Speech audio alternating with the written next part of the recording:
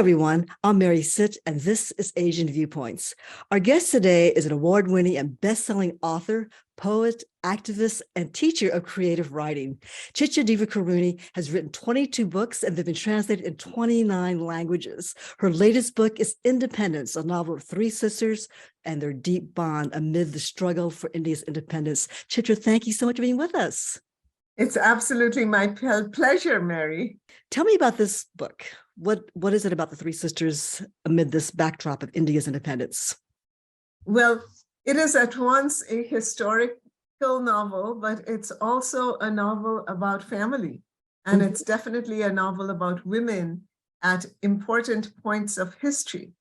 It's a book about women and their struggles when a huge national upheaval is going on. So the book is set in 1946. It begins in 1946. It goes all the way through Indian independence, which, as you also know, is sometimes known as partition, because one of the last things the British did before they were forced to leave India was to cut up the country into three pieces. And that caused enormous troubles and enormous deaths. Almost 1 million people died as they were trying to relocate to the correct part of India, because the division was made according to religion. So Hindus and Muslims were going to be divided into two countries, and it caused a great deal of distress. So India got her freedom, which was a wonderful thing, but it was very complicated. So I love the way you very subtly weave in the history. It's not like, okay, now here's a history lesson. You never do that. It's wonderful, Chitra. I could not put your book down. I was up to 3 a.m. many nights because I wait till just before bed to read, as my luxury. And it was it was something to look forward to during the day. Thank you so much. I really appreciate that, because that is exactly what I was trying to do, is to foreground the human story. Because it's when we relate as readers to characters, then that's when the history becomes alive. And that's what I wanted. So this book is about three sisters. They're daughters of a respected doctor and a very talented quilt maker.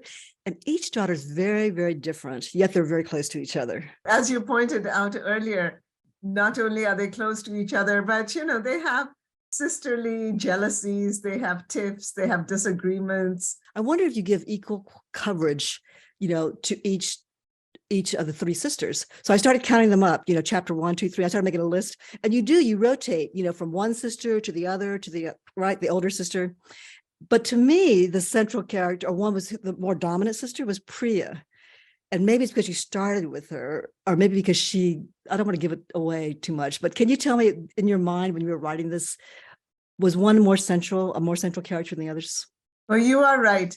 I love all the sisters. I love them all for different and complicated reasons. But Priya was very close to our hearts, my heart.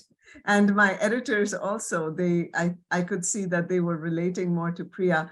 I think it's because Priya has large dreams beyond just what women at that time were thinking of. And in fact, you asked me to read a passage, so I have a short passage where we first hear about her dream. Why don't you read it for us now?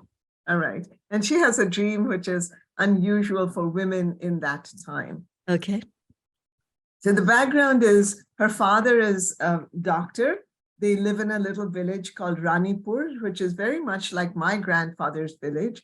And my grandfather was a village doctor. So I think there's a lot of autobiography woven into this novel, and he lived through the independence. In fact, my mother did.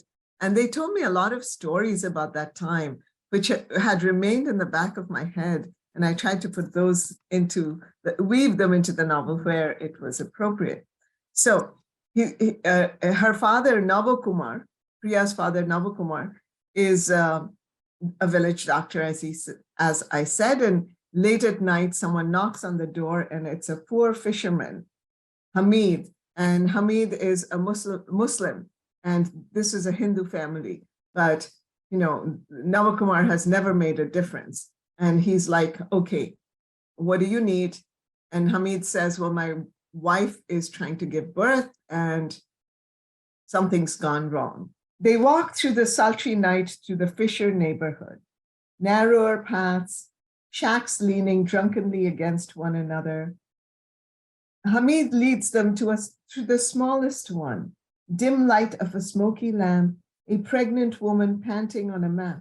The frightened midwife tells them the baby's heartbeat is very faint.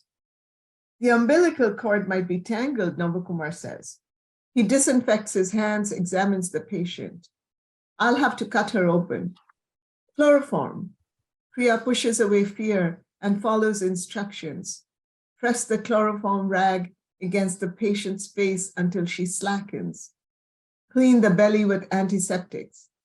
Tell Hamid and the midwife to hold the lanterns steady. Hand Navakumar the instrument he calls for. Scalpel, scissors, clamp. Do not flinch when the blood wells dark from the incision in the woman's belly. The woman moans, calm, calm, more chloroform. Count out the drops with a steady hand. Holds the weeping flesh apart. Navakumar lifts out a baby boy. Cut the cord, serpent coiled around the infant's neck. Hold his feet, slap his back. Hand him to the midwife when he cries. No time for complacency. Help to stitch up the woman. Clean the blood. Tear strips from Bina's saris. Bandage the wound. Administer a penicillin injection. Tell the overwhelmed Hamid what he must do until the next doctor's visit. You write in the present tense, in the entire book, it's present tense. You also do these lists of things, and it was illustrated in the passage you read, where you list things and there are no commas in there. Okay, so the first time I saw this, I'm reading an uncorrected proof and going, okay. Then the second time I read it, I said, no, this is deliberate. So you deliberately did these, lists of things to describe things in the market or what's going on. And it just created a sense of urgency, and it sort of helped that rhythm of, the chaotic scene behind. That was deliberate, obviously. Tell me about that whole technique that you used. I felt I needed a different kind of sentence structure because of exactly the reasons you said. This is not a normal time. Things are just happening one after the other very fast. Things are piling up. There's a sense of urgency. There's a sense of being almost out of control in this passage that I read, even though she's trying and she's very careful. She is it's a situation that could well go out of control, and later other situations will go out of control. And I wanted to just create the breathlessness of these moments. People were killed, they were just chopped apart. They were, and atrocities were on both sides, because people were just so terrified all of a sudden, because here the British had divided up the country and they said, well, if you're Muslim, you must go to that part. If you're Hindu, you must come to this part. So everyone's trying to cross the border at the same time. It was just chaos. It was, I did a lot of my research was done looking at photographs of that period, and you can see it along with the hope, along with, the leaders giving talks and millions of people gathered around them. Thousands of people gathered around them. There were these trains crossing the borders, and they'd arrive on the other side, and everyone inside would be dead. Oh my goodness. And it's very sad. And one of the reasons I wanted to write about it is we need to remember these things so that we don't repeat. I finished the book. I went, this is sad. And it is sad. But it's also hopeful too, right? Can you talk about that and what you were trying to do at the end? I really wanted it to be a book about hope. I didn't want to downplay the horrors because, I respect all the people who suffered and died. I would not want to minimize their story. But it was also a great new beginning, and many things changed, especially for women after that time. They came. The whole independence movement allowed them to come out of the home and onto the streets and say, we are Indians too.